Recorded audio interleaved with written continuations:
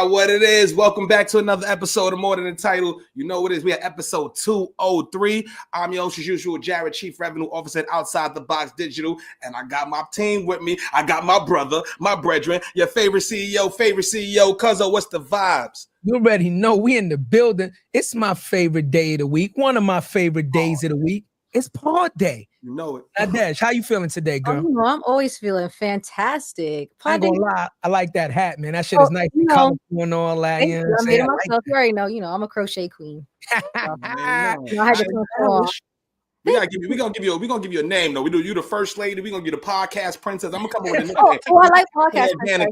I'm the podcast princess. There you go, the first lady of the show. If you haven't seen her already, Nadege, first lady of More Than a Title for fourth, fifth episode. She's rocking with it. You're gonna see her on the show from here on out. What it is, sis? You already know it's a great day. Tuesday, second day of the week. Two's my favorite number. It's beautiful. It's a beautiful day. I'm blessed, and we're gonna get started. Kid, I ain't gonna lie. Depending on the situation, 2 is my favorite number too. I like where you're going. Message. A somber message. So, ladies and gentlemen, you know how we like to start off the show. Always G&T, grateful and thankful. And because we're always transparent, I'm gonna dedicate this G&T to my Cuzzo. He's on the screen right now. This G&T goes out to Cuzzo. Last night we had a conversation about the future of where this podcast is going. And although a lot of the times we switch roles, right? Good cop, bad cop, like we switch roles and we switch energy. Normally it'd be me talking to him in a certain manner about inspiration and this and that. But yesterday, I didn't have it. And we sat on the phone and Cuzzo, he got the message across. It took about 40 minutes. I ain't gonna lie. It wasn't a quick conversation. Sometimes I need to hear it. But he got the message across. So I'm grateful for the fact of, once again, dealing with a partner that understands that sometimes you can receive the word, but sometimes you need to give the word. And also taking the time to understand how we communicate and how I needed to hear the word so that he could translate it to me. So grateful that I have a partner like that. Thankful that we have the team that we have, that once again, we can work together through our strengths, through our weaknesses, and we can build without ego and pride. We put it to the side for the betterment of the community. Yeah, man. G&T to my Cuzzo and Nadege, to the More Than the Title team, man. I appreciate y'all, man. Love you for free. You know, man, for real. We're bros for life now. Yeah, man. There you go, man. Shout out before we get into the episode, because we're gonna have a great ass time. We got NY in the house. But before we get into it, shout out to the Live Podcast Network, the first woman-owned, black-owned podcast network in the world, and the largest black-owned podcast network in the world. So if you want more content from creators like More Than a Title, take out your phone, scan the QR code, go to the App Store, download it, and subscribe. Half of your subscription goes to the content creators of your choice. Hopefully it's us, because we need that paper. We going to con, baby. Don't act like you know. We out there. You know what I'm saying? I got about 12 pair of linen shorts in the mail. You already know. We about to go there starting in front. Nothing but linen. But let's get into it. Let's start the show. We're gonna get his brother flowers, man. First of all, man, I've been following this brother for quite some time. You know what I'm saying? On IG. And just like many of our guests, this is our first time actually connecting. We have not spoke on the phone. We have not done anything, but I reached out cold to bro on Instagram. Was like, yo, man, we love what you're doing for the community. We got to have you on. And just how fate has it, we see in the similar circles, we got homies, and he's here today, man. Man, if his word showed up on time, and we about to have an excellent ass episode. So let me tell you a little bit about this brother. He's a banking executive, personal finance guru, motivational powerhouse, and a best-selling author. And that's just the surface, y'all. He's the head of the financial education at Bank Mobile, which is the fastest growing digital bank in the nation, where he's empowered over 2 million customers to take control of their financial futures. He's a financial educator, leadership council member with the World Money and Financial Institute, and the go-to voice when it comes to financial empowerment in our community. You know what I'm saying? You've seen him on CNN. You've seen him on BET, CNBC, EYL, and every other acronym that's fire out there. You've seen him on it. And now he's on your favorite podcast for the very first time. Let's give it up for our brother, Mr. Ash Exotic, aka Ash, y'all. Yeah, I appreciate y'all. Thank you for having me. And he's Haitian. Let's go. Sack up fat on my zones out there. You know what I mean? Sack up fat no lie. You know what I mean? Word. Appreciate you. Nah, man, love, bro. Yeah. So, Yeah. you know how we like to start the show, Ash? We like to start at the beginning, man. Let's talk about where you grew up at. You know what I'm saying? Your upbringing, some of your early influences from your friends and your family, and what was your experience like as a youngster? Yeah, so you see what's behind me, Uptown in the Bronx. Uptown, you know the HTE, me and the A line. I mean, I'm a Harlem kid, man. Born and raised, like literally, like I'm born in Harlem, raised in Harlem, from the St. Nicholas projects. You know what I'm saying? So, home of the hustlers. You know, I'm a '90s baby, and so my influence is what it was, right? So I'm in, you know, the tail end of the crack era, the beginning of mass incarceration, right? And so I seen how the OGs got decimated in the, you know, in the '90s, which created this this wild west, if you will, of what our culture is right now, actually, right? Not condoning violence, not condoning gangs or drugs or whatever. But when I grew up, there was order in the hood. You know what I'm trying to say? So like there was order. It was organized. You know what I'm saying? And so in the '90s, when the OGs got taken away, and you know, it was a bunch of, we was youngins, and so we had to figure it out. So we already didn't have, a lot of us already didn't have father figures in the household, and so now we had to grow up and be men, right? And so lost my virginity at 11 years old, saw my first dead body at 12, was staying out, you know what I'm saying? So I was outside, you know what I'm saying?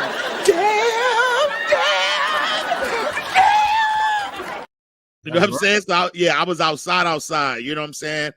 Kicked out of school a whole bunch of times. So I got kicked out in the first grade, got kicked out in the fifth grade, right? So think about that. First grade, I'm like 6 years old. What am I doing fighting, you know what I'm saying, to get kicked out? But got kicked out in the first grade, fifth grade, ninth grade, expelled in the 10th grade.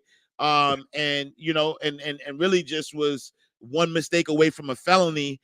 But thank God, right? So, but I also been a hustler all my life. So 8 years old, packing bags at the local supermarket, selling mixtapes and t-shirts at 125th Street. So I've always had an entrepreneurship spirit. Thank God, though, you know, my sister, who got me a job at 17, I was at like 1 foot about to start hustling. One of my guys, you know, my childhood friend that I known since I was 8 years old, was now the big kingpin, if you will, in the streets. And I saw all the money he was getting. I saw all the attention he was getting from the girls. He was like 60 a year younger than me. So he's like 16 with the Chevy Tahoe. Tahoes was a thing back then. You know what I'm saying? So he had the Chevy Tahoe at 16. And so I almost got into like, you know, drug dealing and all that. But my sister got me a job. Rest in peace, Blockbuster Video. She was a manager at Blockbuster. So she got me a job at 17 at Blockbuster. And the rest is sort of like history, where it just opened my mind to what I could do, you know, if I started to stay focused. I got promoted at Blockbuster within 8 months to assistant manager. Was really on the trajectory to like run my own store. But fate would have it where one of the assistant managers came in, and she was working at Chase and Blockbuster at the time. And she was like, yo, Chase is hiring for tellers. You know what I'm saying? All you got to do is have good customer service and they'll hire you. I went. I went to the interview, took the test at 19 years old, started my banking career. And then now I'm one of the top financial educators on the planet, right? So, you know what I'm saying? We ain't gonna speak past that, God. Come on. Slow down. Yeah. Slow down, though. I wanna talk about can we talk about childhood PTSD that you might not have understood was PTSD, but you understand it, and the behaviors that you carry as a man? Yeah. Me and Cuzzo also grew up urban. I seen people get killed at a very young age. Yeah. I didn't realize how much it affected us in the moment, right? Can you talk about, you know, thinking back on it, right? You say you got kicked out, you know, first grade, fifth grade, and you started getting kicked out. Do you think that seeing somebody get killed was a direct reflection on how you started to process information and maybe started to act out. Can you talk about kind of like what you think your mindset was Yeah. after seeing something that traumatic as a child? Yeah, 1000%. You normalize it. You know what I'm saying? And so like, and it's funny that you bring that up, because I have 2 children, right? So I have a 16 she's 17 now. I have a 17-year-old. I have a 9-year-old. He's about to turn 10. And I think about him, right? I think about 6. His name is Ash too, but we call him AJ. I think about 6-year-old AJ. There's nothing in my mind that could fathom him doing anything that would get kicked out of school, or like the things that I went through at 6. There's nothing in my mind that would fathom that, right? And so yes, we definitely went through PTSD. The thing is though too, there was so much trauma. Matter of fact, so I wrote, I have a memoir that I wrote called From the Block to the Bank, right? Every time when I read this book, I cried, because when I turned 40. So when I turned 40, I kind of like chronicled my whole life, from everything, from growing up in the hood and everything. And I was reading it and I cried, right? But I cried for the little boy in me, because I never could cry, right? Because if you know, right? Like, it was one of those situations where you had to be tough. You had to, like, when the reason why I saw my first body at 12 years old was because when the shootouts happened, we didn't run from them. We ran to it. We ran towards the gun smoke. We ran towards it to be nosy, to see. It's like, how crazy is that? You get what I'm saying? You know what I'm saying? The reason why, like, I broke my virginity at 11, the girl was the aggressor, right? It wasn't like I was like, yo, where the shorties at 11, right? No, she was the aggressor. So in my mind now, I'm like, what was she going through? She was a year older than me, right? She was 12, I was 11. What are you going through at 12 that you are like, she not forced herself, but you know what I'm saying? Like, she like, yo, what up? What we doing? Right at 11, and I'm looking like, yo, is this how it go? So I'm saying yes, there was a lot of PTSD. I was angry, right? But you got to think though, too, the rites of passage. Like, you had to have hands, right? Like, every day you slap boxed, for like, that was your living. Like, you had to learn how to throw hands. You slap box. You went to other blocks. You jumped people. People jumped you. Like, you know what I'm saying? If you went to skanky, you had to get. You know what I'm trying to say? You had to understand to get right. So this was the life. We understood jail culture, right? So you think about Spofford, you think about Rikers Island. Like, we knew what to do, right? Like the streets was training us for that. Like, it was training us for war. Like, yo, bro, like when you walk through this, don't drop your head, bro. You get what I'm saying? Like, all these rules that we understood, whether we was gonna be in jail or not, the streets was a preparation for that, because that's just what it was. And so every day was war. Every day you didn't know, right? Like, we wasn't thinking about the future. We was thinking about if you got past the summer, you good. Facts. Right? We went from summer to summer, right? Yo, it's gonna be hot this summer. So you trying to not die or go to jail. That's the 2 things that you only worried about every summer.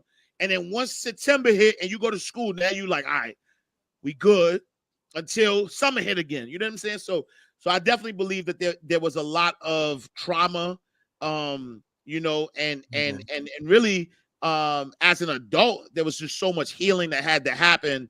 As you reflect on your childhood and reflect on what you've been through. You gotta listen to him. You learn something. That's real.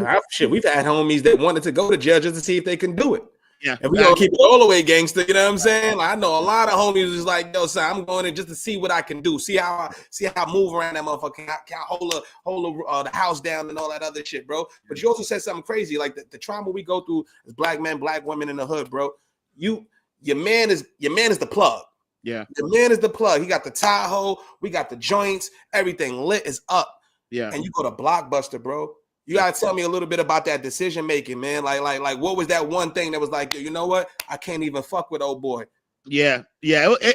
Honestly, it was my praying mother. You know what I'm saying? So, okay. We grew up in a single parent home. So I'm the youngest of 3. you know, got an older brother, older sister. And me and my sister, we closer in age. My brother was a little older, so we didn't really hang out like that. But me and my sister, we were like really, really close. And regardless, like, I think I was coming in the house 2, 3 in the morning, probably like at 12, 13. Like you know what I'm saying? Like we really raised ourselves for real. So walking in the house, it don't matter what time I would go in the house, I could just hear my mother praying. It don't matter what time. Like she in her room, and you could just hear her praying, praying for us. So she, went to church. So she was a, God-fearing woman. And I think that was what hit me when me and my sister, we were actually arguing, right? Because I'm like, yo, I'm 17. Like I need to get this money. Like I'm giving her all these different reasons why I need to be out here hustling in these streets or whatever. And as we were arguing, just the one thing she said, it was a heated argument. She said, "What is mommy going to think?" And I said, "Oh," like that was like a gut punch. You know what I'm saying? So that kind of like calmed me down. And I, my sister really aggressive. You know what I'm saying? Like, cause you got to think about it though. She from where we from, so she was a fighter too. You get what I'm saying? So she like really, really aggressive. And so we arguing like the way, you know what I'm saying? Two people will argue who from the hood, who come from the same environment. And when she said, "Yo, what will mommy think?" I was like, damn. And I was like, you know what? Just to shut her up though, right? Because she's like coming at me. I said, "Yo, if you could just," I said, "So what else you want me to do?" I said, "Yo, if you could get me a job, then I won't hustle." And me knowing that I was 17, I'm like, "Yo, she can't," and I'm thinking, "Yo, she gonna have to wait till I turn 18." So I'm like, "Oh, she can't get me a job anyway." But let me just cut this conversation down. And then when she came to me and was like, yo, I got you an interview. Is this like a shoe-in? I was like, oh. And so for me, I was just going with the motion. I'm like, all right, let me just go and see what this is. So I went to the interview. They explained what I was going to have to be doing. So I was like, I bet, let me just try it out. And it wound up being a 2-year run where, and in hindsight, it was the best thing that ever happened to me because, it created a pathway to banking because I would have never thought about going to the bank. But even what I learned working there and the money I made, right? So now I'm like, oh, like I'm making because again, I don't know the mathematics. Like I'm thinking, yo, my guy's the plug. He making all this bread, so I'm gonna start where he at. But that's not real. That's not the case. You know what I'm saying? I'm gonna have to work my way up to where he at. And so even though I'm his man, he might, put some stuff in my hand, pause. Like, you know what I'm saying? He gonna help set me up. I still, you know what I'm saying? I still gotta, you know what I mean? I was going, hey yo. I had the finger on the trigger. I was like, you know what I'm saying? Yeah, he's good. He's good. You seasoned. This ain't your first call. You know what I mean? And so, for me, it was, I looked at the money I was making legally, and I was able to dress. You know what I mean? I was able to dress good. I was able to still bag the joints. So I said, man, like this is the better way. And even the crazy thing about it was, my legal job had me, so fresh that people thought I was hustling. So for me, I said, oh, this is the best of both worlds, right? Because I still got the connections. I'm still with the kingpins and people who doing their thing, but I'm doing this legally. I'm learning, and so it was really my mom. You know what I'm saying? To answer the question, it was really my mom, her influence, her praying that got me to say, nah, you know what? I'm not gonna do this. And me just saying, yo, let me try this thing out. And once I tried it, you know what I'm saying? Because I didn't go in there with a commitment. I didn't go in and say, yo, I ain't hustling. This is it. This is my life. I just said, let me just try it. Let me just see what it is. And it just wound up being, a good situation. And it wound up just setting me up, step by step to where I'm at today. Message. I love that. The power of a mother's prayer is real. But I want to talk about also like we talk about the mindset, and you talk about mindset like a lot. Yeah. How important is it, especially for Black men, Black women, to get into the right mindset and focus on that healing to get to the next level? Like, how important was that? Yeah, there's nothing more important than your mind. Nothing else more important. Like There are very talented people who are broke. There are very smart people who are struggling. Smart, talented, beautiful, whatever the superficial things you could put in front of what you think will. It's not that. You know what I'm saying? It's all mindset. It's the most important thing. I'll give you an example, right? We all from the hood, so we all know this dynamic. Why was it the most ugliest dude, right? Always, not always, but you'll see the ugliest dudes with the baddest joints. Why? Right? Because he had a belief system. Yeah. Right? He had a belief system. Right? If you talk to the dude who you look at and be like, nah, he's not supposed to be with that joint. If you talk to him, though, there's nothing you could tell him that ain't he Denzel. His confidence level is so up there that the girls are like, yo, it's something about him. It's his aura, his energy, it's his confidence, right? And he defies all rules of what we thought it take to get fill in the blank, right? It's the same thing with success. It's the same thing with your mind. It's really your belief system, right? Because at the truth of the matter is that we're all lying. We're all lying to you. Like if you're looking at a future situation and you're positive about that situation, you're a liar. If you're looking at a future situation and you're negative about it, you're a liar because you do not know, right?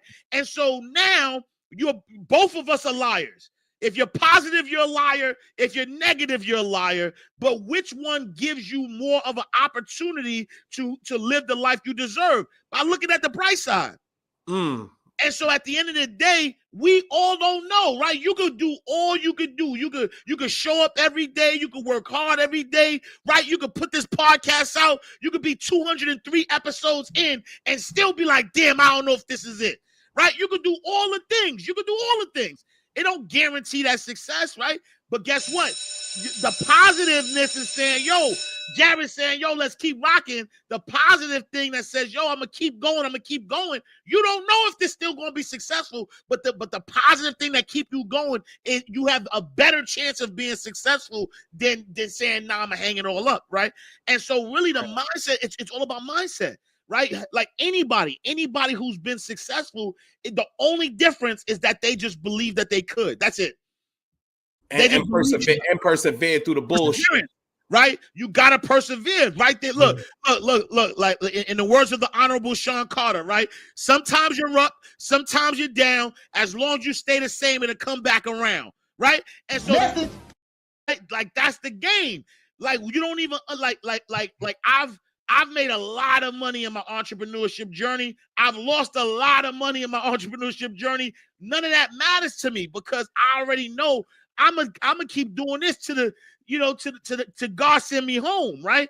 And so I don't worry about up times, down times. I'm just gonna keep doing it because I know that even in the down times, there's a message, right? There's something that I'm being used to do. And so mindset, Nadege, to your question, mindset is the most important thing. It's not talent. You could study all you want, right? I'm not gonna say his name because he's the homie, but think about there's so many people that's super nice, better than LeBron. Better, I'm saying, better than LeBron, better than Jordan. They ain't get that shot. They never touch $1 million. You know what I'm saying? LeBron James is a billionaire, but there's people that were better than LeBron that did not. Why? It's mindset. It's mindset. It's like, yo, like, do I have the proper mindset? So there's nothing more important than leading with the right mindset if you want to live the life that you truly want to live. But let's drill down on that though, right? Let's drill down on that, right? Because we have a saying here, bro, that you got to choose to be him or her, right? Mm-hmm. So for the people that's in that fucked up situation, like I've had homies that was in the hood, bro, that can't even fathom the shit that we do in the day. Can't even fathom that we go on the con. Can't even fathom this and the third, bro. So how do we tell those people to change their mindset? Like, what is step one, bro? Because it's hard to put that on paper. You got to just choose it. Don't tell them. You don't tell them. You don't tell them. What you do is, so I have this, right? So regardless of what your religion is, if you believe in God, you know that we are made in the image and likeness of God, right? When you think about this image that God talks about, there is no image. You can't see God. God don't look like nothing, right? And so when you say this image, what are you talking about? The image is the imagination of God. We are the only species alive. The sun has the sun. The moon has the moon. The tree has the tree. There is no other species that's alive, regardless of how powerful it is, right? That can think of something and make it into reality. God and then us. That's it. It stops there, right? And so this image of God, this imagination we have, right? If God is infinite possibilities and I'm made in the image and likeness of God, then I am infinite possibilities, right? And so I have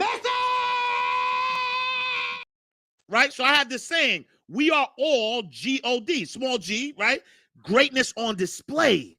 And so the only way, right? The only way that you could prove God is to be the greatest that you could be. And so your job, nobody's job on here is to convince nobody of nothing. You know why? Because abundance is your birthright, right? Yeah. But here's the truth. You can have an abundance of abundance, or you can have an abundance of lack. Who am I to tell you that you shouldn't be struggling if that's what you desire, right? You got all the evidence in your face. If you got all the evidence, you got a kid that got kicked out of school 4 times, who was from a single parent immigrant household, who's the first multimillionaire in his family, and you're looking at, and I sound like you, bro. I was outside. I was not. I didn't grow up in Parsippany, New Jersey. No disrespect to Parsippany. Not Parsippany. No disrespect to Parsippany. I did not grow. You know what I'm trying to say? I'm from the projects. I got pictures. You get what I'm saying? And I'm the same as you. So if you decide that you want to stay where you at, then that's on you. It's not my business. My business though is to be greatness on display, right? Because those who want to are going to see me and say, damn, I could do it. They're going to look at Jarrett and they're going to be like, damn, I could do it. They're going to look at Chad and they're going to look at Nadege. They're going to say, damn, I could do it. Why? Because y'all doing it. The other people who don't want it, they're going to make an excuse. And the thing is energy. I don't have unlimited energy. I'm not spending my energy trying to convince somebody of something that they desire, right? There's more people searching for me, right? There's more people who like, yo, I want to learn from Ash. So I just got to be me, right? Even if we go scripture, right? The scripture say be, do, have, right? It say be first. Yeah. And so it's not about the doing, because if you do without knowing the being, how are you going to have? Message. This motherfucker don't miss. No, he's fucking. Yo, you on fire, God. On fire. I say be, do, have. And so my only job is to be, right? And so when my being is going to dictate my doing, and that doing is why I have. And so I just want to be greatness on display. I just want to be the example for anybody who's pause. I can't even say what I'm about to say. But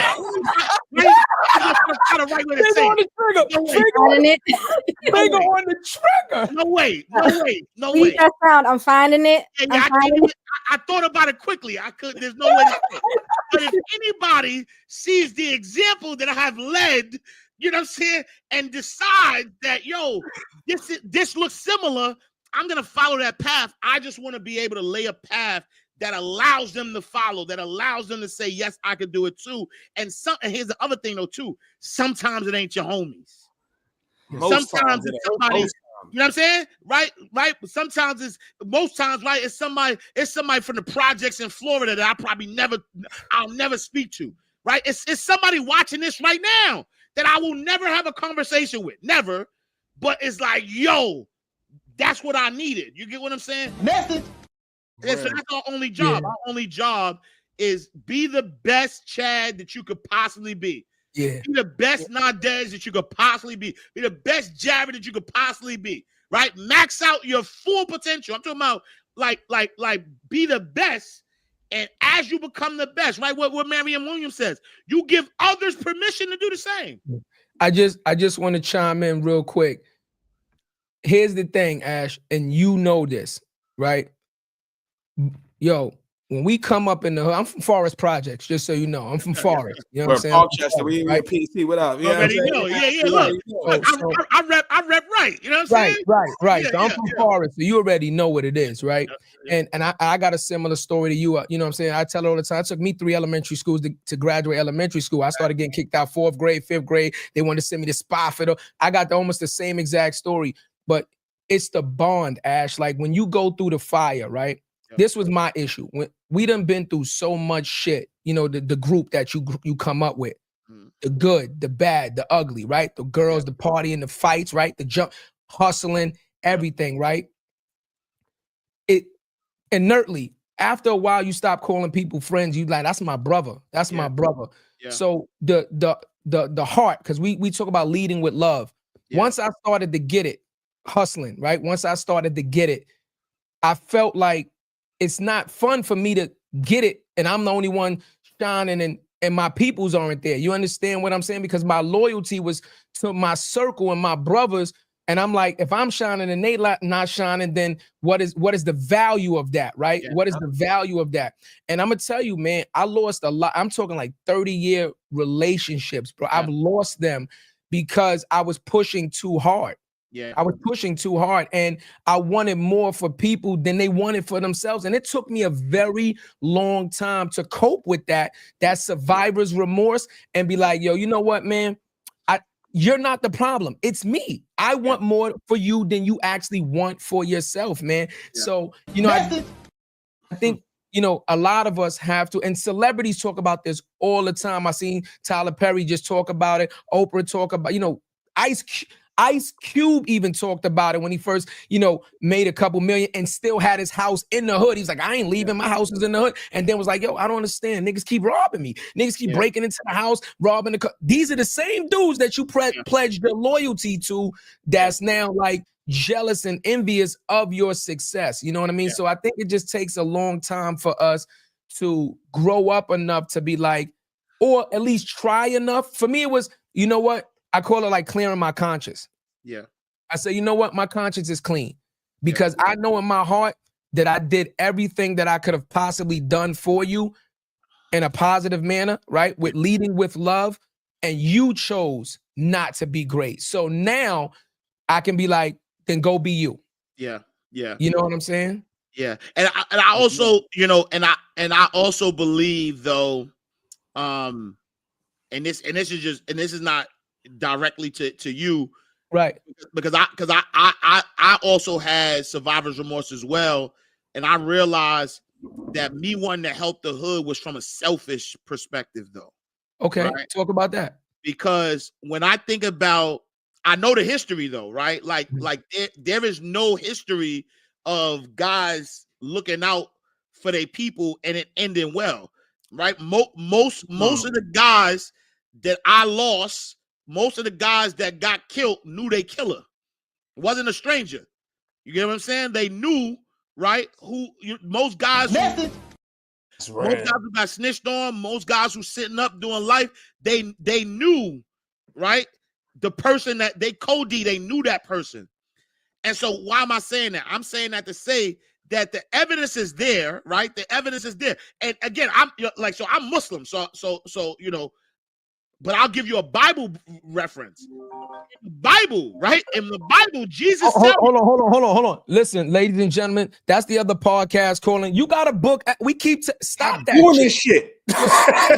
Every fucking time a guest goes off, y'all calling us. Listen, we built this personal relationship and we got Ash on. You gotta do the work yourself and reach out yourself. You shoot your fucking shot. We are not gonna plug you in unless it's a fee involved.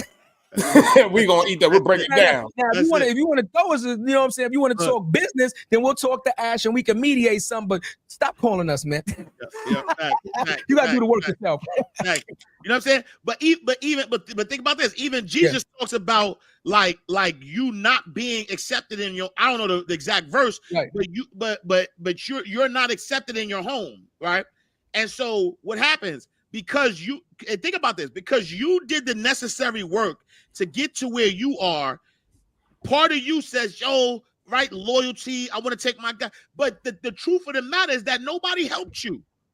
Facts. Nobody really helped you. You had to get it out the mud for yourself. You had to. It's one thing if you and your guys are grinding together, you figure this thing out together, and then you get to a space first, right? Think about LeBron, think about Mav Carter, think about Rich Paul. Like, he didn't say, yo, I'm on, now y'all gonna come with me and do nothing, right? They had to prove themselves, right?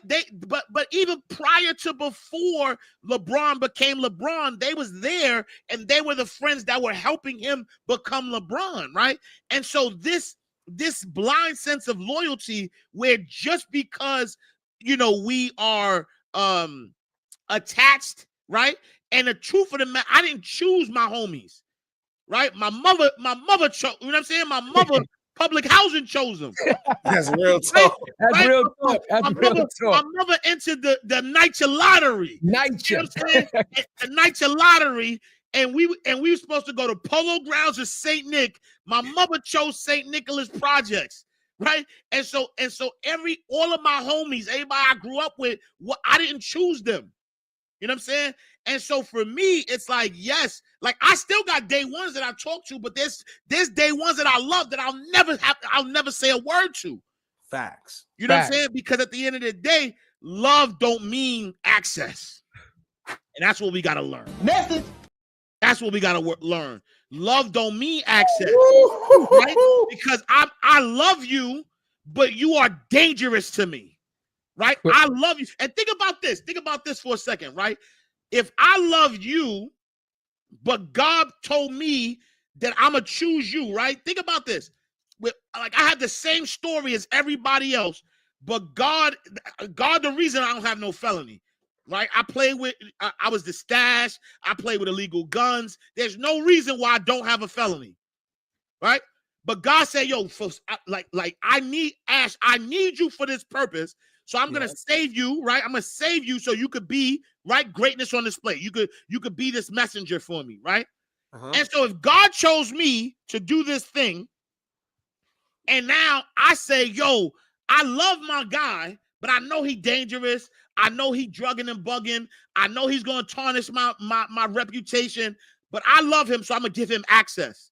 Me giving him access is going to mess up so now it comes to the point where I got to choose. Am I going to be obedient to what my purpose is, which is God-given, or am I going to be, or I'm going to be obedient to a feeling of blind loyalty and give somebody access that's going to take me down? Message. And so we got to put things in perspective. And I'm talking to anybody right now who has survivor's guilt. Understand that you are being selfish, right? Because at the end of the day, you put in the work.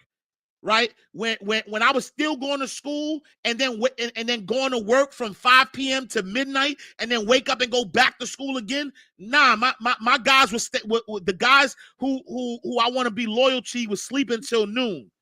You get what I'm saying? Like, I put in the work for real. You get what I'm saying? So I don't owe nobody nothing. You get what I'm saying? Like, again, I will be an example for you. If you reach out and I can help you in any kind of way, I can get you a job. I can help you, but ain't nobody gave me nothing. So don't ask me to borrow nothing. No, nothing. You get what I'm saying? Like, I don't lend no. Anybody know that? I don't lend no money. Right? Like, I got one answer. Damn, bro, my money tied up in investments. That's my only answer. Implement immediately. My only answer, bro. You think you? Damn, bro. I wish I could be. My money tied up in investments. That's it. I'm not giving you nothing. Not a dollar. Crazy. I just want to say this, Ash.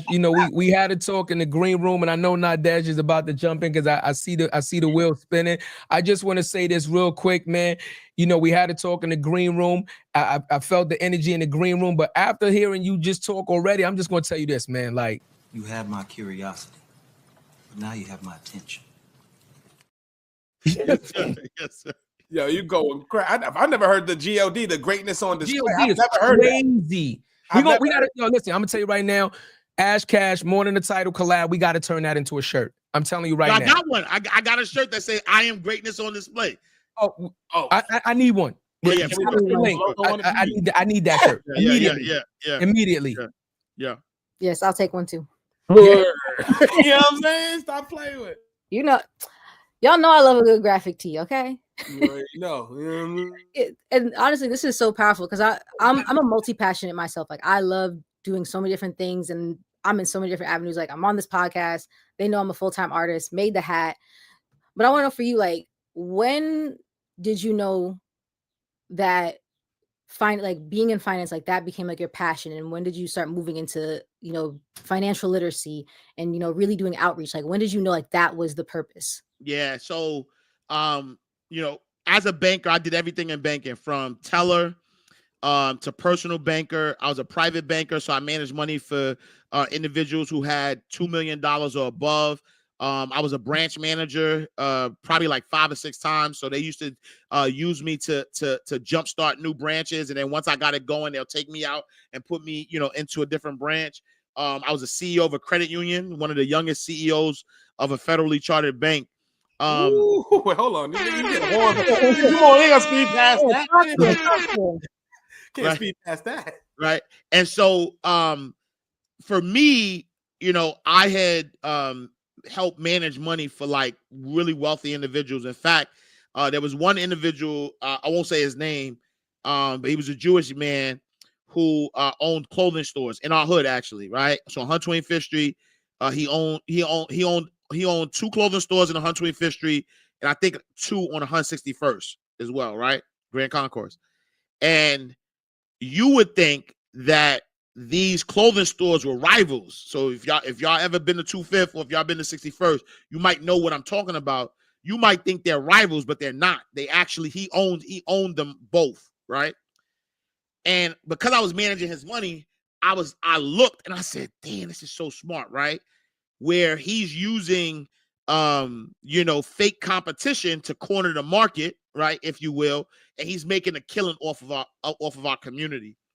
At that point, though, I'm realizing that, damn, right, like I heard a Malcolm X tape where Malcolm X was talking about the brain drain that happens in our community, where there's people who are smart, who learn, they from the community, they speak the language, and then once they get that smarts, they go move to the suburbs somewhere. You know what I'm saying? And at the time, I didn't live in the suburbs yet, but I worked there, right? And I was working with, in the town that I was working in, it was 10% black, 90% Caucasian. The 10% was because they had a housing project, right? And so nobody lived there looked like us. It was an affluent, town. And I said, man, why am I here helping? Like I was just part of his team. I wasn't the banker, but I was the banker that managed the money.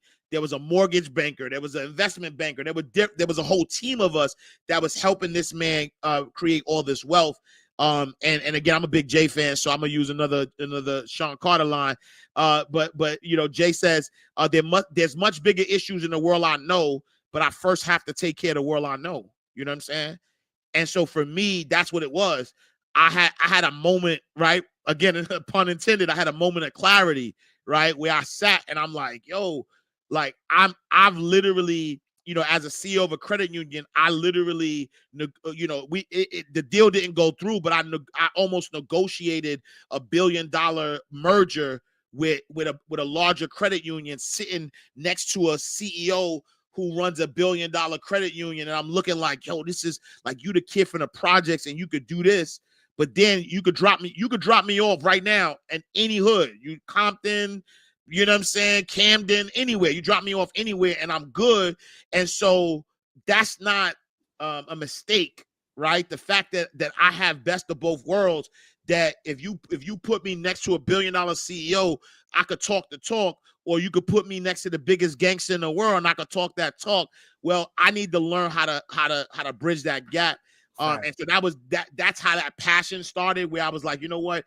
I'm gonna take care of the world I know. I'm gonna go back and really just help us create this level of financial literacy, because I think at the end of the day, and I truly believe this in all my heart, that every issue that we have as a community comes down to economics, right? If you talk about crime, you talk about you know, family, you talk about infidelity, you talk about anything, any issue that is happening right now in our community.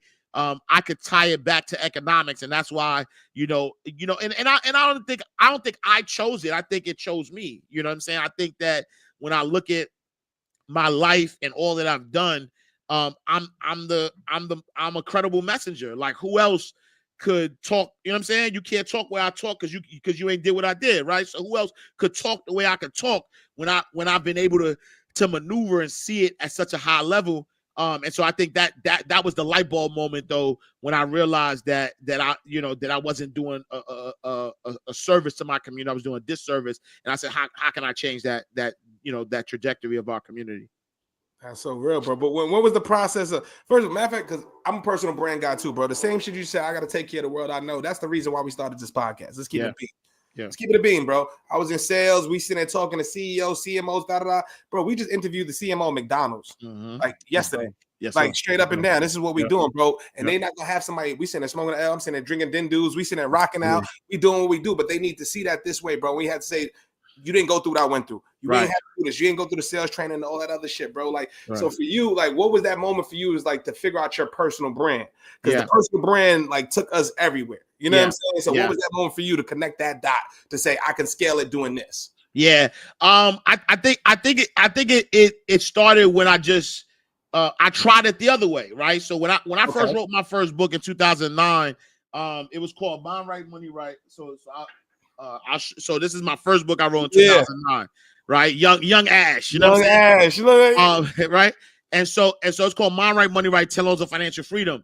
When I wrote this book, inside of the book, it's like the hip hop version of Think and Grow Rich. So I talk about 50 Cent in here. I talk about Jay-Z, Oprah, Michael Jordan, all that stuff, right? But if you look at the cover, right, I didn't represent what I should have represented. Why? Yeah. Because when I was listening to other people were like, so when I came out, right, in 2009, there was only Dave Ramsey and Susie Orman. There wasn't as many financial gurus or people teaching about money as there is right now, which I'm proud of, right? I'm proud that there's so many of us now, teaching about financial education because we need more, right? We need more. It's so much like it's so much that we need in this space, that we need more people teaching about it. But I literally listened to somebody tell me that, don't wear a baseball cap, or don't dress in a t-shirt, or don't do this because nobody's gonna take you serious, right? And so I just mimicked what Dave Ramsey did. Dave Ramsey had the blazer and a shirt with no tie. So I said, I'm gonna do that, right? And so for me, I like, and I would go to different organizations, I would go to different television stations and try to pitch this idea to them, and nobody was, nobody cared, right? I even literally had a producer once tell me that Black people didn't care about money, right? And so I tried, right? I tried to do it the button up way, and it didn't work. It wasn't until salute to Kev Childs, Tiffany Childs. It wasn't until I wrote a column in Don Diva magazine. Right? If you know, you know. Shout out to Kev. Yeah, right? That's a big dog, the big homie. Salute to the big homie. You know what I'm saying? Right? Salute to the big homie. You know what I mean? Bronx, Harlem, if you know, right? And so, they gave me an opportunity. And I had a column, I think I started the column 2011 in their magazine. It was called Ask Ash Cash. And I would just give financial advice. And it was at that moment that I realized that if I just be me, right? Like, don't throw the suit on, don't pretend, don't code switch, become yourself, and the love that you're gonna get is gonna be crazy. So my book sales went up. My behind the wall, right? Because they had the sticky pages. So now I'm talking to the homies behind the wall as well. So my influence behind the wall went up. It really just took my brand to the next level. And so that was the moment where I was like, all right, this is the brand that I'm going to stick with, because at the end of the day, and this is why I call myself the hip hop financial advisor, right? Because I'm a hip hop guy. You know what I'm saying? Like, I started listening to hip hop. I was 7, 8 years old, listening to MC Lyte, Big Daddy Kane. You know what I'm saying? And so fast forward, that's all I listen to now. And so how can I mix, right? And I coined the phrase hip hoponomics, right? So when you think about my most popular books, you think about The Wake Up Call, or Hustlenomics, or you know, the Illmatic investor. You know what I'm saying? Like Woo. I am. You know what I'm saying? That's fucking brilliant, bro. You know what I'm saying? I am the king of hip hoponomics, right? I take hip hop, I mix it with economics, and it's worked for me on such a high level. That's you know what I mean. That's how I figured it out. You know what I mean? Yeah, that's fire marketing. I know it might not have been the store, Ash, but you know, because I'm a big clothing guy and I pay attention to shit. And I used to put niggas on to stuff like that too. One of the stores that I thought about when you said like fake rivalries was Jimmy Jazz and Hyperactive. You understand what I'm saying? Yep. Jimmy Jazz and Hyperactive. If you've seen any Jimmy Jazz had the green and white sign, then Hyperactive had the blue sign. But if you go on Hyperactive, they selling all Jimmy Jazz shit. It's almost the exact same layout with almost the exact same clothes, a little different of a price point, but you know, and now Hyperactive is not that many stores, but I know Jimmy Jazz now joined the Snipes family. You understand what I'm saying? So Jimmy Jazz and Snipes has partnered up, and now there's Jimmy Jazz stores and Snipes, which technically is the same fucking company. You know what I'm saying? So when you said that, the wheels start turning like, oh, I know the stores he's talking about. I know direct examples like that, but it's marketing, right? It's marketing. It's brand awareness because a lot of people get attached to a certain brand. You know, you feel like, yo, nah, go here. They always do me right. I get the discounts. They hook me up, and people get, you know, kind of locked into that. So when you said that, I was like, yeah, I know, I kind of know where he's going with that. Yeah, 1000%. It's mad different directions we could go in this, right? It's like I'm debating where we could go with this. Is mad different directions, bro. I want to ask you, bro, in the content creation journey, since we're talking about that, the personal branding, what was the toughest challenge that you had to encounter with that shit, bro? Because one thing that I say, bro, it was so hard for me, and you nailed it. We talk about this shit every week, to be yourself. Yeah. I said the same shit. I had mentors, bro. My mentor was the SVP at BT. Yeah. He told me, he said, if you go on motherfucking LinkedIn with your hat and your hoodie, you gonna bomb, bro. Right. Don't play yourself like that. I said, my nigga, I gotta do it. Yeah. If I'm gonna fail, bro, I gotta fail my way. Absolutely. Yeah. You know what I'm trying to say? So, like, what was that like? What was one of the toughest obstacles you faced when you was climbing that ladder? And I also part two, what's the mama I made it? What's the dopest shit that happened? Yeah.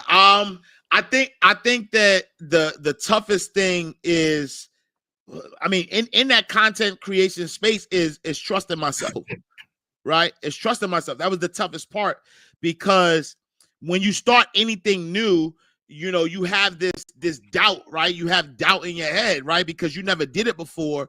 And so you just don't know it's going to work. You know what I'm saying? And so you lean, like, that's why you have mentors. You lean on people that you think have been where you want to go, and you ask them questions, and you want, you know, and you're following, you know, their footsteps, and you're following what they're telling you to do, thinking that you're going to be successful. And at the end of the day, similar to what you said, I rather fail being myself than fail at being somebody else. You know what I'm saying? And so the toughest part for me was to create being myself, because the other piece of it too is, and this might be trauma as well, it's hard to listen to myself, right? Like even though I feel like, yo, I'm that guy, I'm confident and things of that nature, when you start creating content, you know, it's self-doubt, right? Like, I mean, you know, when you, and here's the other piece of it, right? When you cool all your life and you ain't trying to be cool, now I get on camera and I'm trying to resonate, right? Like I never care about what people think about me. Now I'm entering a business that's all that matters. All that matters is what people think about me. You get what I'm saying? So that was tough. It's a tough transition, right? Because now it's like, you know, we grew up in an era where you always snapping on somebody.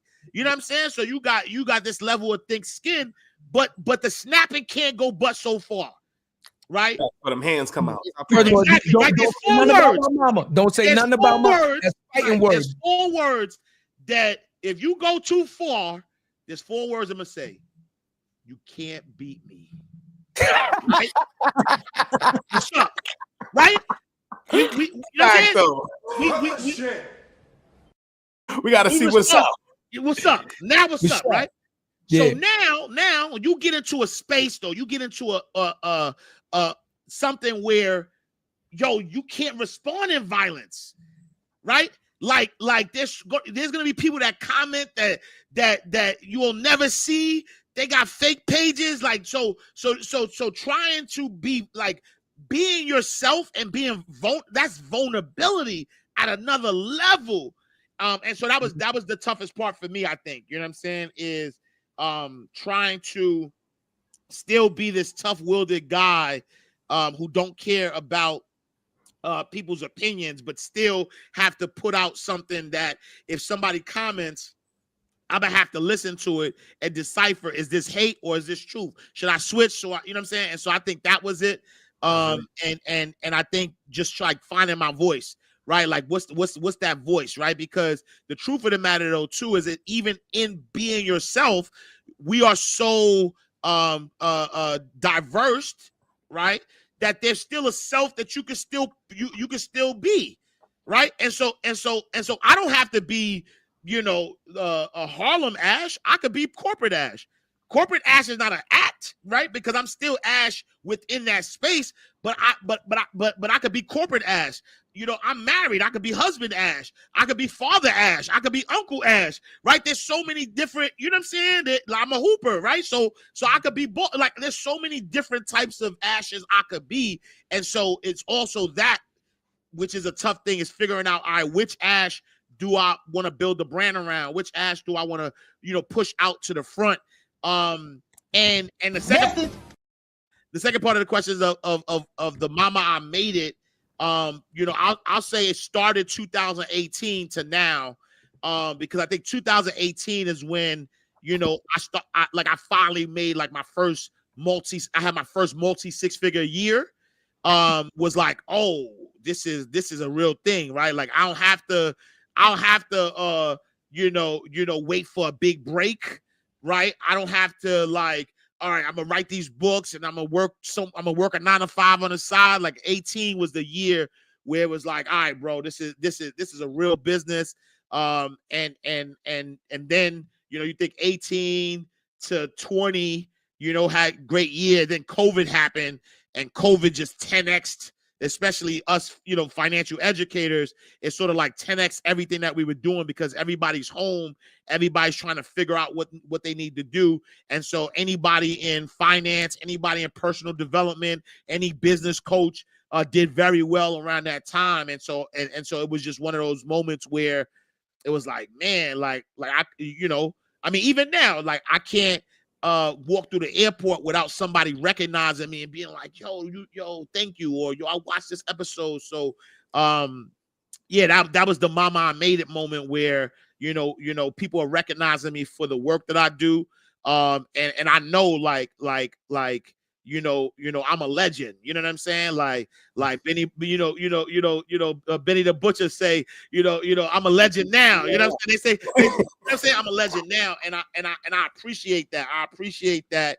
Even if I stop today, you know what I'm saying? Like I've touched so many lives that I've done legendary things already. You know what I'm saying? And so it's one of those moments that I you know, all praises due to the Most High God, man. I just, you know, appreciative that I've lived this life thus far. And you know, I'm looking forward to, you know, this ain't the end. I mean, in God's will, you know what I'm saying? So I'm looking forward to do more legendary things, but just to know that I'm a legend now is like, Mama, I made it. You know what I'm saying? Like nigga, you're motivating as fuck, bro. Yeah, I'm not gonna lie to you, son. like, Come off this Hold din on. do, my nigga. You got me ready to make a cold call. I just said I had a fucking conversation with Cuzzo. Although I was feeling down. What you don't realize, Ash, is we're actually texting each other in our own group chat. And I'll show this shit. We'll show you shit to you afterwards. And everybody's like, God damn. This motherfucker here, boy. Like this nigga don't miss. Like you done got me rejuvenated. And that's like I said, I'm normally the Energizer Bunny with this shit. Yes, sir. But look how everything worked real quick. And I know Nadege about to jump in, but look how everything worked. And me and Cuz will talk about timing. Dark cloud kind of yesterday, kind of talk to it, and then we have you on today, which just reinforces like cut the bullshit, keep doing what the fuck you doing. You know what you're doing, you know what this shit is about. Like, just keep going, right? 50 Cent once said, right? 50 Cent once said, joy wouldn't feel so good if it wasn't for pain. Right. That dark cloud is necessary. Right, like and so anybody who needs to understand this is that, right, the dark cloud is necessary, right? It's part of it. What most people don't realize, right, is that they get to the dark cloud and then they think that that's the destination, so they stop and they never get past it, right? But most people, right, who are perseverant, most people who are serious about getting to that next level, they go through, right? You go through the storm to get to the sun. You know what I'm saying? You go through the dark cloud to get to the brighter day. You go through pain to feel a joy, right? You gotta go through the storm to get to the sun. So again, this is just the inevitable part of it, right? I've never had success without something happening. Like every time, I'm talking about every time that I'm about to have a breakthrough, I go through a moment like, yo, I've lost $1.2 million, bro. Like Shit. like lost that, like making dumbass decisions, right? Like, and so for me, like that could have ended me it could have ended me. But I also the law's the law though, right? So I already know that God got 10 million for me waiting, right? Because if I could get through this 1.2, it's like, I bet. All right, what's next? What else you got for me, right? And that's the thing. So I'm just reaffirming to you that that's just the natural course of thing, right? Think about the most beautiful time that happens, birth of life. It don't happen in the light. It happened in the dark, right? You're in your mother's womb, developing and perfectly growing hands and feet and all that stuff in the dark. You get what I'm saying? And so the dark is where the beauty happens. That's where we might not understand it, right? But once we get to the other side, like the baby, once we get to the other side, that's when you know what I'm saying? That's when we see the light. And baby for that one, nigga. Shit, me. Nah, you said it. You cannot have the rainbow without the rain. Like, clock it, y'all. And like you've mentored, you've educated like so many people. So I just want to know, like, what kind of patterns did you see in those who really broke through versus, just those who got stuck on just the title? Yeah. I think the right. I think the most important thing that I noticed, and I kind of alluded to this earlier, is most people that break through are not smart enough to know when to give up. Message. Let that marinate for a second. Marinate for a second. Hold on. Rewind that shit. Hold on. You got to rewind that back and say that again. It took me a second to catch that, but you got to say that shit again. You got to say that shit again. Yeah. So when I look at everybody, right, that has ever like got to the next level, they weren't smart enough to know when to give up. That's the only prerequisite to success, is that you got to be so delusional. You got to believe so much in what you need to believe in that even the evidence of failure, like it looks like you're failing, it's evidence. Whether it's your bank account, whether you don't have the right people, whether somebody stole from you, whether somebody's, throwing dirt on your name, like there's evidence that this ain't going the way you wanted to go. But even with evidence, that you're not smart enough. You're not smart enough to be like, you know what? All right, I'm going to do something else. Message. Those are the people that always get to the other side, because at the end of the day, again, right? Think up. I mean, we all grew up playing video games. Think about the video game. The closer you get to ending it, what happens? It gets more difficult. Hell yeah, the big right? Ball. Yeah. They throw everything at you, right? Right before you get to that next level, everything's being thrown at you. And so you could decide to quit and say, yo, I'm not going to get to this next level. Or every time you die, you bet, they're going to throw the fireballs this way, right? You keep coming. You're not smart enough. You're like, I'm not smart. I'm not going to give up. I'm going to keep going. And eventually you figure out the pattern, right? Eventually you figure it out. And eventually you get to that next level. And so I think that from a mentorship perspective, again, which is why Nadege earlier when you asked about mindset, which is why I said mindset is the most important thing, because it is the mindset that's I'm telling you, there's a level of delusion that you have to have. You have to be delusional. You have to be looking at your bank account and it's negative $5,000 and you like, yo, I'm about to be a millionaire. Like what? You can't even pay your phone bill, right?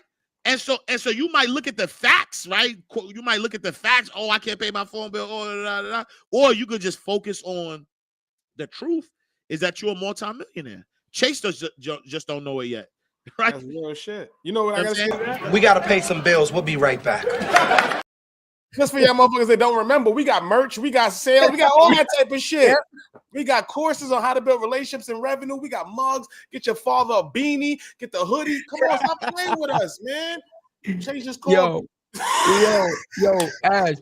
I want to. You got me super motivated. I want to tell you something, right? You got me amped, son. Oh, I want to tell you, right? Treasure chest is full. Like, pause. Yeah, I used to pack bags, Ash. Word. Listen, and then you gonna respect this, right? This is before they kind of made it like illegal. They don't let you do it no more, right? Let me tell you something, right? When we was hustling, I was young and shit. I used to go pack bags. One of my favorite places to go pack bags was when they started opening up the big Pathmarks, the big 20 register Pathmarks on 207th Street. And you know what I'm saying? When they started opening those, pack the bag, help you take the shit to your car and do deliveries. I help you take this shit up the steps, And I used to, this is like 10, 11 years old, Ash. You understand what I'm saying? And niggas used to make fun of me like, nigga, you pack bags. But then I used to be like, when I used to look at what I used to make, I think I made 200 today. Like I made 200. I could go buy whatever. I got a pocket full. Right. And then I started delivering the newspaper. I was the paper boy again, right? Knocking on doors, daily news back in the day when, get the subscription. They used to have a little satchel 5 in the morning.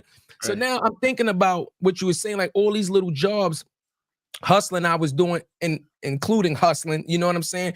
I always had the mindset of like, yo, I got to get to it. Like I hated my situation. Like, let's be clear. Like I absolutely hated it. And I was always looking for a way out, but I had that mindset without understanding what you just said, right? Even through all the shit I was going through, I used to be like, but I'm gonna get to it though. I'm gonna keep getting to it. I'm gonna keep doing these things. And eventually something is gonna click. But I wanted, you did talk about nobody, gave you anything and you kind of did it on your own, but I do want to talk about opportunities. Yeah.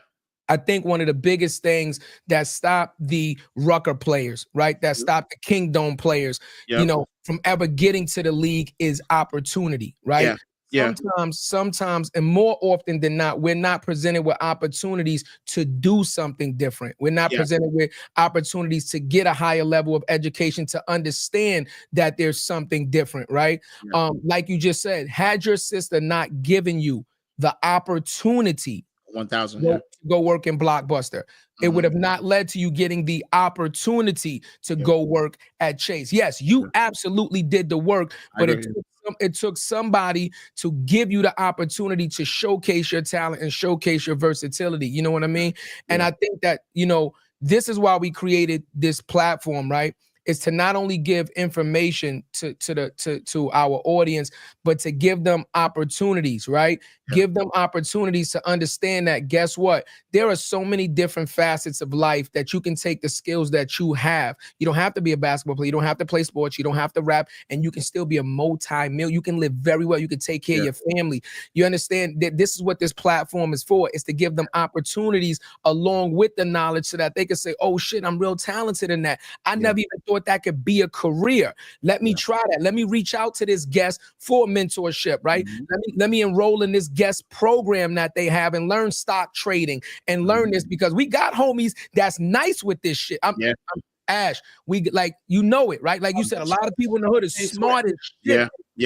Terry, shout out to everybody, right? But we had one of the biggest black-owned banks in the country. The CEO, Doyle Mitchell. Doyle Mitchell. Bank on him. Industrial. We had I know you know Herman Dose. We had Wyatt on. Like, this is what we do, bro. This is what we do for the culture, bro, because we need to hear y'all stories, bro. And you come on here, you know how you feel right now. Nigga, like, I'm with my bros, nigga. I'm really 1,000%. We know you coming to pull up on you. Right. 1,000%. Yeah. That's real. It changes, and I want to tell you, Ash, like, when you say it, like, again, it resonates with any urban kid that understands, like, and I'll be transparent. Like, I've been arrested 9 times. 9. Like the last time was like 2 years ago, and I would have got arrested a year ago because of caught me midair on some wrestling shit. Cause I gonna bust a nigga head open with a Moet bottle. But you know what I'm saying? Like, Yeah, we gonna do this. Let's do it.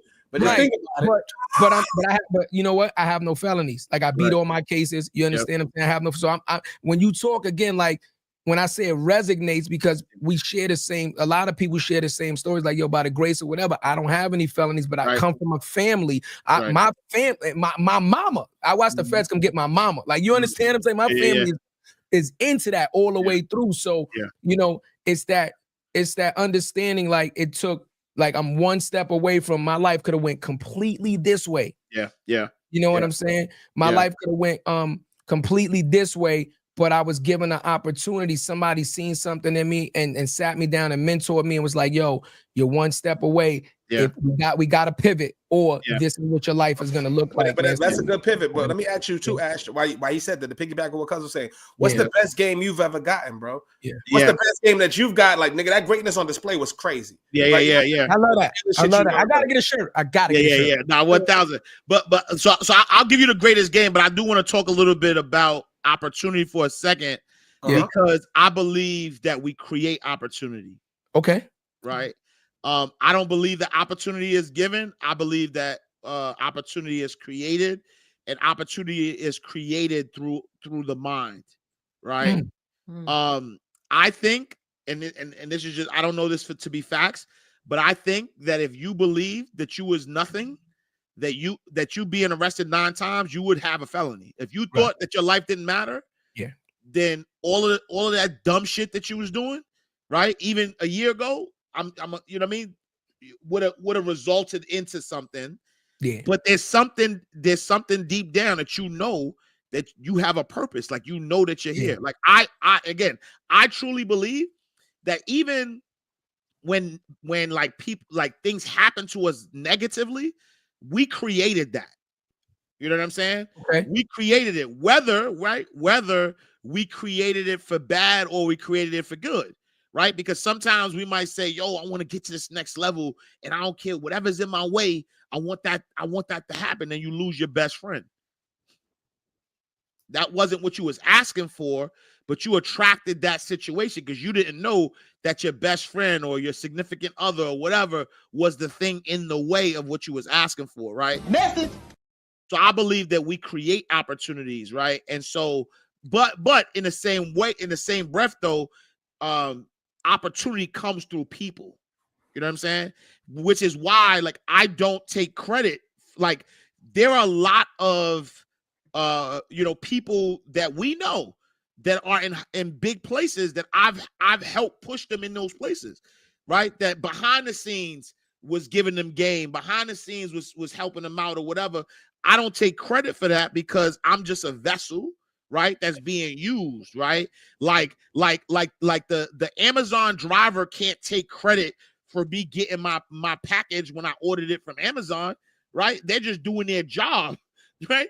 They, somebody placed the order, right? They was talking to God, right? They was talking to the universe. They were attracting something, and God is the one that put Ash in Jarrett's life and put Ash in Chad's life and not that, right? So like these opportunities, and so I'm saying that, like, I'm saying that to say that let's be so we hear about vibration all the time. Like, oh, this is high vibrational, low vibrational.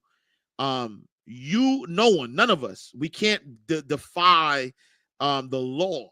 Nobody could experience anything that they're not vibrating on. And so if you are vibrating on lack, that's the only reason why you're experiencing lack. Message.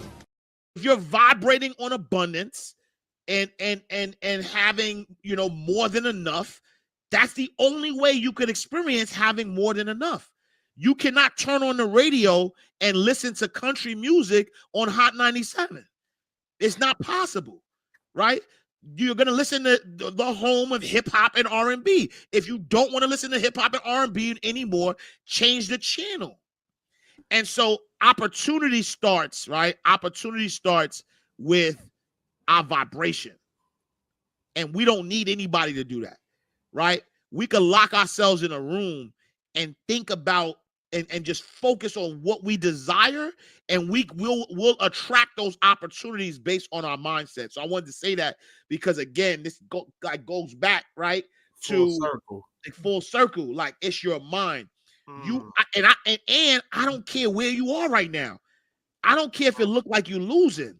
I don't care, right? I don't care where you are right now. The moment you make a decision that you want to go in whatever direction, that is it. That's the direction you're going to go. You don't need the connections. Don't look at nobody else's story and say, damn, I wish. The moment that you make the decision, it's like a GPS system, right?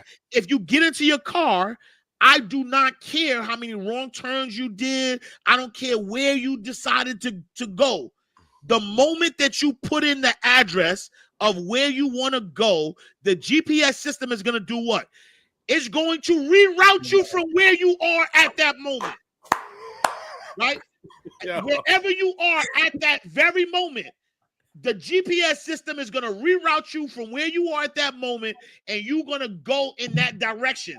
And so you're going to create, right now, whoever listening, whoever this is for, you're going to say, this is the opportunity that I desire. You're going to do the work internally to figure out how can I vibrate on the level of that desire. And that desire is yours as good as done because you created. Oh, my boy talking that. Yo, Nick, yo, your energy level. This is one of my top 5. I don't say this often. This is one of my top 5 favorite episodes, bro, because of energy-wise, bro. And when you talk about vibrational shit, what made you say yes to us, right? Like, because it's the way we reached out. It's the way we told you. Like, something made you be like, yo, nah, this is something I need to fuck with. And then for people listening, this was no payola. No, listen, look. Let me tell you how the universe works. Because I'm gonna tell you. I'm gonna give it. Damn, I'm about to keep it gangster, bro. Let's go. No, he was about to say something, but he know I got my finger on his trigger. No. I was about to say something crazy. I was about to say something crazy. But watch this. And no lie. I got a team, right? So like I help people with books and all that stuff or whatever. So I have a team of people that I work with, like who reach out to people on my behalf, right? To try to get them on, to for me to work with their books or whatever, right? And so one of my sales guys was on the School of Hard Knocks. And when he was on School of Hard Knocks, he saw this gentleman on there and he was like, yo, he need a book. Yo, this dude got a dope story. Let's reach out to him. And so it wasn't me, but my man, who had my account, he follows him. And when he follows him, he's going through his page and he's commenting because he trying to get his attention so we could get a meeting. He happened to be on your show and comments, right? And my man comments as me on his voice. And then when he comments, that's when I saw the DM, right? That's when y'all saw that I commented, y'all DM me. And I'm like, let's go, let's do it. So it wasn't even supposed to be. I mean, it was supposed to be.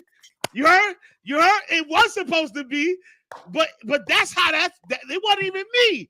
It's somebody on my team who saw somebody on your show, which in fact we actually in touch now. You know what I'm saying? So we actually talking.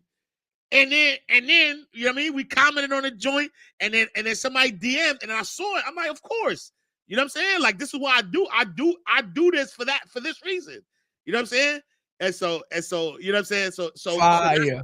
That's crazy. What I'm saying is that's vibration, though. Yeah. That's vibration. Like I'm vibrating on the same level y'all vibrating on, and then that's how the connection happened, because the connection could not happen no other way. Message. Yo. And we just saw you with Jay White yesterday. And I hit you up with like, yo, you with Jay White. Like, what's the odds? And that's my brother. That's my brother. Homie. He got one of the craziest pause moments on our show. I'm gonna say send that to me. Yeah. I'm sending that. Send that. Word. Nah, so that's real, bro. Like, what's the odds of that, man? Yeah. And Yeah. but the second part, what was the best game you got? Whether it be a mentor or somebody like that, what was the illest shit that you like? Yo, I'm implementing immediately, changed my whole outlook. Yeah, the best game I had I've been given was to change your relationship with money, right? Instead of working hard for money, money needs to work hard for you. Period. Message. That is the biggest game that I've learned. This is why I write so many books. This is why I have merged. This is why I have courses. Like in my mind, anything I do with my time is because I want to do it. I do not work for money, right? I do not, I'm gonna do this because it's money related. I create things, and the things are what give me the money, right? Because there was a time that I when I quit my job working at the bank, my first time, right? Because I quit the bank and had to go back in because when I wrote my first book, I thought I was gonna be famous. I thought I've been a homeowner for a long time. So I think my wife and I bought our first home at 25. You know what I'm saying? So we was a homeowner for a long time. And I remember when I quit my 6-figure job, I wrote my first book. I was on Hot 97, Street Soldiers, Black Enterprise. Like I was doing my thing. And I thought that fame equals money. And so I decided to quit, my job and do this full-time entrepreneur stuff. And I think the first year as an entrepreneur, I made 60 grand. And some people might think that's good, but it's not if you have a 6-figure lifestyle, right? So I already have a 6-figure lifestyle. And so 60K just not enough for me. You know what I'm saying? And so I remember it was 2011. I was going through foreclosure actually, right? Because I wasn't making enough money. I'm sitting in the, so catch this.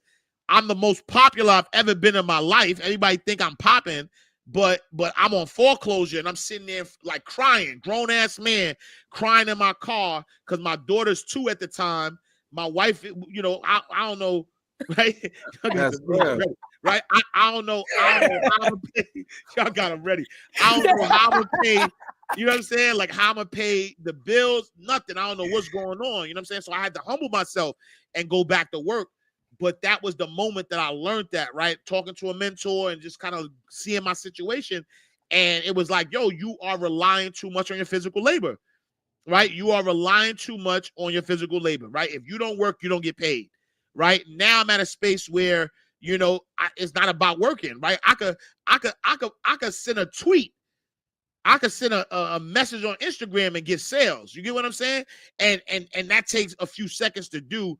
And so that's why, I've learned how to productize everything I do, productize my knowledge. And so that's the best advice. I think anybody that I would give advice to, I would say, yo, change your relationship with money. Stop working so hard for money. Make sure money's working hard for you. Ooh. Sound like A period to me, kid. And I guess I got the final question and this is something I pre-wrote because I really wanted to know. So like you've really honestly mastered storytelling about business, finance, lifestyle. How important is it for professionals to tell their story in fields of banking, education, lifestyle? Like how important is it for people to share their stories? Yeah, I think again, it's the most important thing, right? Because you gotta think about it, right? Like nobody, like I didn't make up money management. I didn't make it up, right? Like this predates me. This predates any of us. I didn't make up business. Like all of these things this knowledge that we have, it's not something that we created. We actually came into this earth, and all of these concepts and principles have been here already. Why people gravitate to me is because of that, right? Is the relatability. It's because I could tell a story and I can make it make sense. Right. I could talk about, assumptive selling. Like I give this example all the time where I'm like, there's something in sales called assumptive selling, right? Assuming the sale. Right. I learned that in the streets. Right. I was selling mixtapes and t-shirts. And I remember, one of my OGs, I walked into the barbershop. I went and tried to give the barber some CDs, and I walked out with the same amount of CDs in my hand. My OG looked at me and was like, yo, why you still got those CDs in your hand? So he walked in and he came out with no CDs. And I'm like, yo, what's up? And so my OG called me Master. So he yo, Master, you asking too much questions. He said, more telling, less asking. More telling, less asking. And so I realized what he was saying. He was saying, yo, I'm not going to go in there and ask him, you know what I mean, if I could leave these CDs. He walked in there and says, yo, here's 10 CDs. I sell these at $10. I'm going to leave these right here. If anybody bought them, just let them know it's $10. And then you and I going to split 60-40. And then he walked out, right? He told them what it was. Fast forward, I go to corporate America, right? And I started implementing that, right? So instead of me saying, hey, do you want a checking account? Do you want a mortgage? Do you want a credit card? I ask you a bunch of questions, and then I'm telling you what you're getting. I'm assuming the sale. I'm saying, all right, based on what you told me, we're going to open up a checking and savings account. It's going to come with a credit card. This credit card is going to help build your credit like you wanted to do, blah, blah, blah, blah, blah, blah, right? So I'm assuming the sale. So what am I saying? I'm saying the same knowledge in the street is the same knowledge that I use in corporate America to become successful, right? And so people are gravitating toward me because I have the ability to do that, right? I have the ability to take information and be able to tell a story around that information to allow you to see yourself in that information to be able to apply it in your life. And every single one of us, right? Every single one of us have experiences. We have knowledge that we've learned, and it is how we tell our story and package that knowledge that helps other people, right? I'm not for everybody though, right? I'm not for everybody, and I'm clear on that, right? Like as much as I inspire and motivate people, there believe it or not, there are people who cannot stand me, who I might be too loud, I might, you know what I'm saying? Like I might. You know, they're in back, whatever it is. There's people out here that I make their skin crawl. I never liked you anyway, pretty motherfucker. You know what I mean? You know what I mean? And so I know that I'm not for everybody, and I don't care, right? Because I only want the people that my voice resonates with, and so I don't focus on who don't like me. I focus on who I'm here to inspire. And I think every single one of us has a tribe. We have a group of people who are waiting for us. They're waiting for us to show up. And the only way they're going to know that they're part of your tribe is if you tell your story. So if you have breath in your body, you should be telling your story. You should be using your experience. Your experience is not for you. Right? You should not be holding on to your experience. You should not be holding on to your knowledge.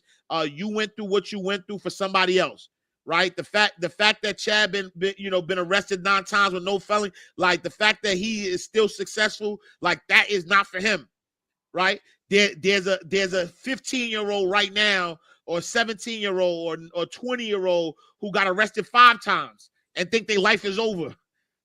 And he like, nah, I got you beat. I've been arrested 9 times. You get what I'm saying? Like there's something that in his story that he needs to continue to tell that story because people need that story. So I think that every single one of us need to tell our stories. You know, obviously I tell stories through books because I believe that books are the only thing that help you live forever, right? Even when God called me home, God said, yo, Ash, I am pleased. You did your thing. My Ash Cash will live forever, right? Napoleon Hill died, but if you go to Amazon right now and you look up Think and Grow Rich, it's still a bestseller right now. We still say his name right now. Most people don't even know what Napoleon Hill looks like, but they still say his name. And so for me, that's why I've chosen to put my information in books. Because the goal is to live forever. My one thing is, when it's all said and done, I want to leave the world better than how I found it, and that's always been my mission. And you do that through stories. Yeah. Bro, I just want to say before you end it off, cuz I just want to say, welcome to the More Than Entitled family, bro. Here we go. Usually we don't be knowing what to expect with these interviews, bro. I'm just keeping it with you. We do what we do, bro. We do the shit. We lead with love. We follow the people that we need to follow, and we know the stories, brother. What resonated me to you, bro, is that you talk. You are us. Yes, we are you. You are us, bro. Yes, bottom line. Yeah. You didn't know I was in sales for 15 years. You didn't know because I was in the street. You don't know we be in St. Nick. You don't know we be in the Harlem BBQ getting collard greens and shit. You don't be knowing that. Right. We here together. You know what I'm trying to say? So, bro, I just want to tell you, man, what you're doing is God's work. It's greatness on display. and we're honored to sit here and see this greatness today, bro. The energy that you've left us with today and the audience is like, yo, man, it's real. So I just want to say, keep doing what you're doing, brother. You've got family now. Sure. And anything you need to know, like, and I'm gonna tell you how it's full circle, bro. You didn't even know that we had Doyle Mitchell on. We gonna do financial literacy on 125th. Well, we all let's go. You putting on. We gonna have Herm come through. We gonna have them ones come through. We got Tay Sweat coming through next week. He's the second biggest stockbroker in the world, and he's black. And he's coming to our show to talk about the tariffs, where we need to be investing our paper in. This is what we doing, bro. So want to say thank you for not being Hollywood, not being payola, bro, just seeing the love and just being like, whatever. And I'm glad you got the relationship out there, bro. But now you got a direct access. You ain't got to ask nobody. So if there's anybody, past or present, that we speak to, you got access to, bro. We're going to give you our number in the chat. Yep. We're going to start a group chat, us four. Yes, sir. And just we're gonna check in on you every other month or something like, yo, we just thinking about you, bro. I'm on 250 in the fish sandwich. You know what I'm saying? What's good? Yeah. What up? You know what I'm saying? And we're gonna do this, bro. But let's just keep building. Let's keep being great, bro. You inspired the fuck out of all of us, man. We thank you here on More Than the Title. Real shit, bro. Love. Appreciate that. I'm just gonna add to that so that you truly understand what this means, Ash. And so you said your assistant reached out and in the DM. So let me show you how we cut through that red tape now. So now that you're part of the More Than the Title family, the people that you're talking to, they already understand. Once you come on the show, you understand. Once you become a part of the family, because we don't gatekeep, we're gonna connect people. We've already connected over 24 people with each other.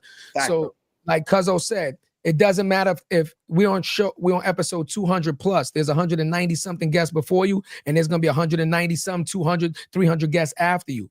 If you ever see somebody that you want to connect to, it doesn't even matter. We already vetted you for the show. We don't have people on the show that we don't think is going to bring value, right? That's why we create the group chat. Yo, I would love to chop it up with so-and-so. We'll check your schedule. We'll check their schedule. We normally do a Zoom call. We'll get on to break the ice. A, this is B, this is A. And then we remove ourselves from the call. And whatever you guys build on that is what you build. We don't ask for PC. We don't do none of that because that's how we do, right? That's how we... Our contribution is putting people together and not gatekeeping and sharing the knowledge. And we've put together, like I said, over 24 business opportunities then came out of it, and they love it. You understand? So, welcome to the family with that. I appreciate that. Appreciate that, man. So, ladies and gentlemen, I fucked up. I ain't gonna hold you. I fucked up. I was so excited. Normally, I start off the show and say, we're gonna have a phenomenal guest on the show. And normally, y'all know me. If you watch the show, I start off. First of all, I told you my batting average is 100. No ERA number, nothing. Is 0, bro. Normally, I start the show and say, yo, we're about to have another phenomenal guest on the show that's about to drop some fucking gems. Get your tape decks ready. Press record. Do whatever you got to do, right? And I haven't been from the Clue era. Yeah, that's tape decks ready, baby. If you know. If you know, you know. Get your Maxell goals ready. And ladies and gentlemen, once again, we have not disappointed you. This guest came on, again, told you their story, was intimate, told you their ups, told you their downs, was vulnerable with you, right? Let you know that his success path wasn't linear. He told you, listen, I lost $1.2 million. He gave you a number on it to put it into perspective of understanding that some people don't even make that money up front in a lifetime. But to lose that and still have the perseverance to keep going. He told you that he grew up in the streets. And again, like a lot of urban people idolize the hustler, right? Because in our mind, that's what we wanted to be, because a lot of times we didn't have parents that were getting it like that to provide that inspiration. So we sought inspiration elsewhere. But with the right opportunities, he bet on himself. He took the job, which led to another opportunity, and he kept striving forward. This man is writing books. You understand what I'm saying? He's spreading his knowledge. It's out there for you, right? But understand, he left you with one very important message, right? He's not for everybody. He's doing the work, but he's not going to come and grab you and fucking chase you to come get this knowledge, right? It's out there for you. He's giving it to you. He's relatable. So if you don't want it, you don't have no fucking excuse.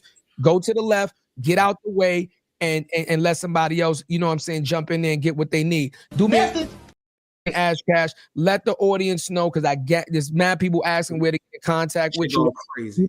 How to link up with you. Please let the people know what's the best way to link up with you, how to get information from you, get your courses, and where to find you. Yeah, for sure. And again, I appreciate y'all for having me. Sure, this is all love. You know what I mean? Real recognize real.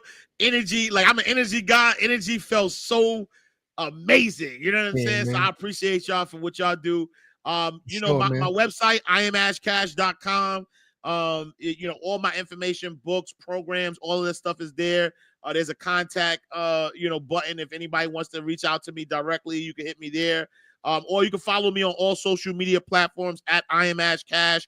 I do have, you know, I have people that check it, but I check it also. You know what I'm saying? So, and that's the one thing that I would say, I'm really accessible. You know what I'm saying? Because I don't look at nobody, like, again, if you truly a believer, you truly believe that all of us are made in the image and likeness of God. When I see you, I see me. You know what I'm saying? And there's no level of success that would ever make me think that I'm better than anybody. And so I'm really accessible. If you know, I mean, if I don't get back to you immediately, it's because I'm probably working. But I am accessible. So if anybody, you can hit me on any social media platform at iamashcash. And if I could be a resource to anybody, that's what I do. You know what I'm saying? So I appreciate it. And the only thing we always say about that is, remember, like he just said, he is a businessman. He's a family man, right? Yeah, sure. You know what I'm saying? So just do us the favor. If you reach out, understand that his schedule might be a little busy. You don't know what he's going through in the moment. He might be traveling or something. Give him some time to get back to you. Be respectful. And he's already letting you know he will, you know, get back to you. But that's what it is, man. You know how we act, like the end off the show. Ash Cash is the personification of what we always say. The dream is free. But the hustle is so separately, y'all. We gonna see y'all on Thursday. You know what it is. More than title. Who else, man? What you know about me?